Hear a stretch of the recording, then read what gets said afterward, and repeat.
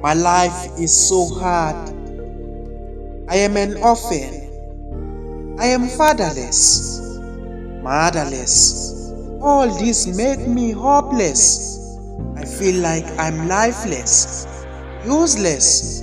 I wonder why I'm still living, why I'm still breathing, cause I'm nothing. I've prayed, but it seems like God is ignoring me. Oh Lord, why you are punishing me? I thought life is going to be nice, but all that was a dream that faded away. God, please take me away. I think life in a tomb is better than this. Oh no, I can't live like this. I'm living this life. God, please take me away.